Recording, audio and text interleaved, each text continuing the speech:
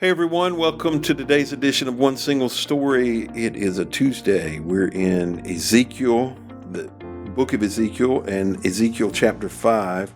This chapter talks some about the anger of the Lord. It begins by saying, "Son of man, take a sharp sword and use it as a razor to save your head and beard," which is all kind of weird to me anyway. Like, can you imagine having a regular sword and having to hold it out here and shave your head? Anyway, it says use a scale to weigh the hair into 3 equal parts. Place a third of it at the center of your map of Jerusalem. After acting out the siege, burn it there. Scatter another third across the map and chop it with a sword. Scatter the last third to the wind, for I will scatter my people with the sword. Keep just a bit of the hair and tie it up in your robe. Then take some of the hairs out and throw them into the fire, burning them up. A fire will then spread from this remnant and destroy all Israel. This is what the sovereign Lord says. This is an illustration of what will happen to Jerusalem. I placed her at the center of the nations, but she has rebelled against my regulations and decrees and has been even more wicked than the surrounding nations. She has refused to obey the regulations and decrees I gave her to follow. But it goes on to talk about God's anger at the people for doing wrong. And we've had some conversations recently, or a conversation recently, about does God get angry? So the question that I have today that I want to bore down on is, does God have different levels of anger, and what kind of things anger him the most? One recurring one we've talked about a lot is complainers. People complaining, the Israelites, so many times people complain. That does seem to rile God up a bit. That does anger him a bit. I don't think it's what gets him most angry, but that's definitely one thing. Well, it says that he had set them in the center of the nations, and then they've rebelled and basically ignored and rejected all of his laws and decrees. So, Yeah, it says he's going to show them no pity. yeah. So No mercy. apparently that makes him very angry because he seems really almost relentless. Do you believe God has different levels of anger? Well, I mean, I don't know that I can answer that question, but I feel like he may have different levels of expectation and responsibilities Okay. for people. And obviously, this was not a first offense. Mm-hmm. And he had different expectations of them to be the standard for everyone else to follow. Right. Because he had placed them in the center, and instead, they decided that they would follow everybody else. As we've been talking about this book, talking about the glory of God, only he is worthy of being glorified and worshipped. And I think that we see that there are times when he does get angry, but times when people worship the false idols, other gods. I mean, it's the first of the 10 commandments, right? And so, or is it the second commandment? Well, God should be first in your life, and you shouldn't worship idols, right? The first 2 commandments. You got them backwards, but yes. Oh, love is it? God, Okay. love people. Yes, okay. And so, but clearly that is where God, it's very important to God. And that does seem many times in Scripture where we see God, we talk about the punishment matching the crime. When God shows his justice, I think that you see it most, it seems to be the biggest when it's his people clearly just, rejecting him and glorifying these other gods. This gets dicey when we start talking about comparing ourselves to God. Okay. But I believe we were created in the image of God. And so I think some of the things that I experience, he experiences, And I think about words that go through my mind are things like irritation, agitation, frustrated, mad, angry, all which for me are completely different. Mm-hmm. I can get agitated, frustrated, irritated, and usually the result is I'm going to speak sharper than I normally do. I can speak sharp just being nice, but I speak sharper more than I normally do. A little more edgy. when I get mad or angry or irritated, those times tend to go up and come down fairly quickly. Like it's fireworks, but it's over quick. That kind of thing.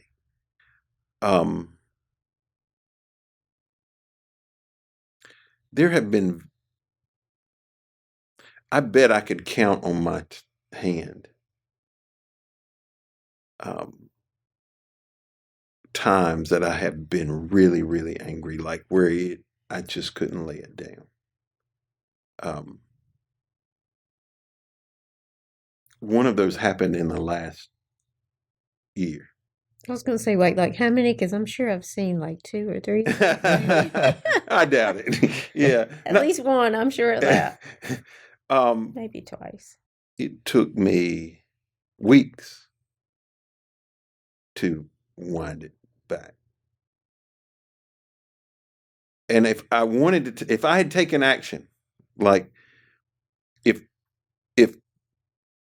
2 or 3 people had been in the right place at the right time, the action I would have taken would have had significant consequences. Like you be in jail. No. I wouldn't be in jail. No. We've all been there. That's well, like no. Jail? I mean, I'm not going to lie and say there might not have been times I think the world would have been better off without certain people around. But this never crossed my mind to do physical harm to somebody.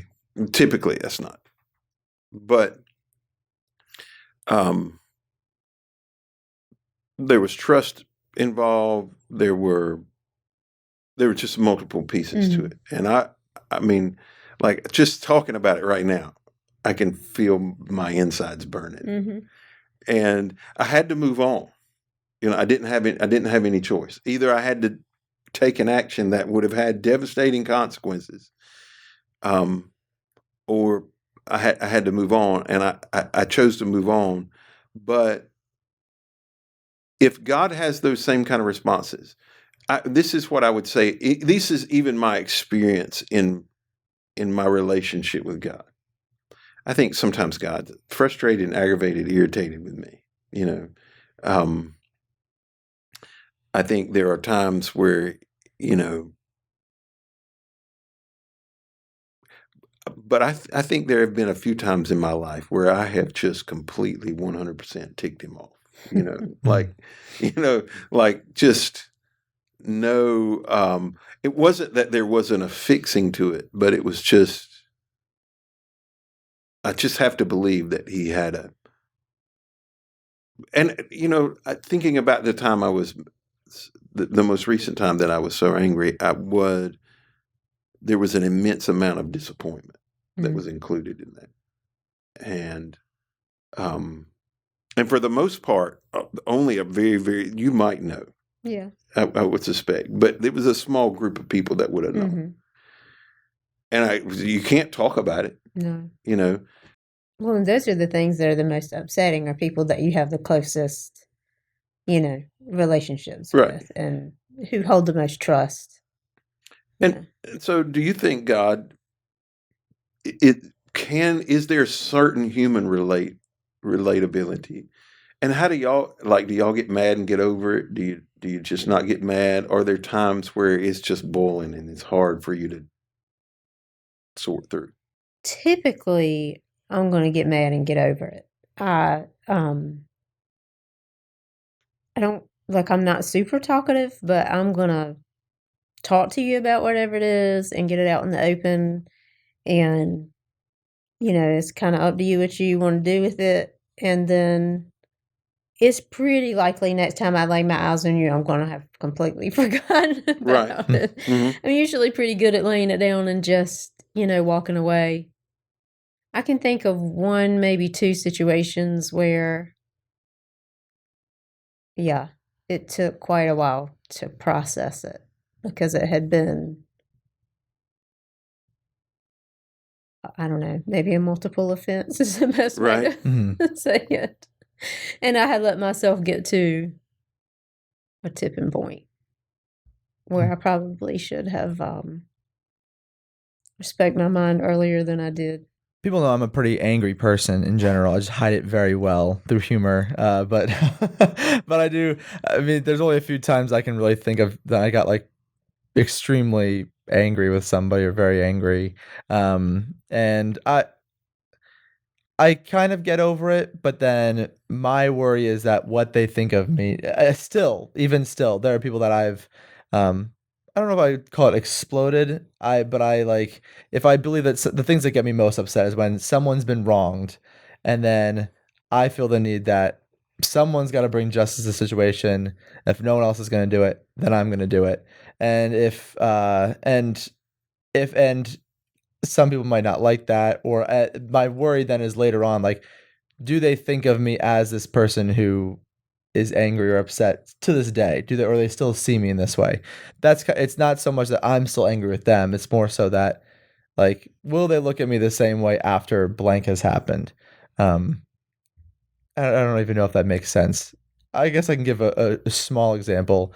Someone did something a while back. I was the one who brought the consequences upon them. To this day, they do not talk to me, and I think and I see them fairly often.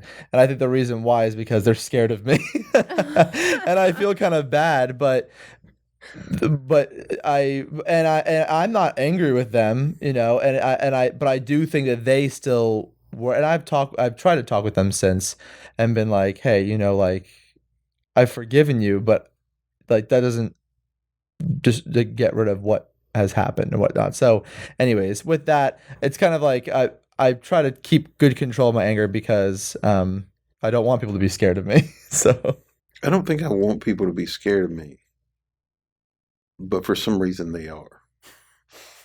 Yeah. It always bothers me when somebody says you're intimidating. Like, and I remember the person that shocked me the most. I'm not going to say their name, but they came in my office one day, and I didn't think this person was scared of anything. And I could literally see their hand shaking. Oh. And I said, "Are you okay?" And they said, "Yeah, I'm just scared to death to talk to you." I mean, we had lots of conversation outside, but just that one-on-one. And I don't like that. I don't see myself as an intimidating person, but I also am not. I don't see myself either. So I don't have to deal with myself. But what things do you think makes God the maddest? So, idolatry. Yeah. I think that's one. Abusing people. I think that's another. Are there any others? I mean, I'm sure there's a list. As we've been talking about this and just thinking about, his people and being in the middle of all these other nations, it makes me think about our role as Christians in the world that we live in now and how he feels about how well we represent what he expects for us to. If I had to guess, and I don't know exactly how to say this, if there are things we know to do and then we choose not to do it, whether they rise to the level of idolatry or not, but like we have clarity on it and we do it anyway. I don't know how it is. You have little kids, so you don't have a lot of experience with this yet. But once they get to be teenagers, yeah.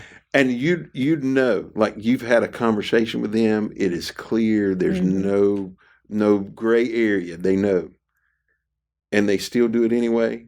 It could be something simple, but man, it just flips my wig. Like this was clear. Like, Well, thank you for joining us today. We hope that you will continue with us this week as we talk about the book of Ezekiel, and we'll see you tomorrow.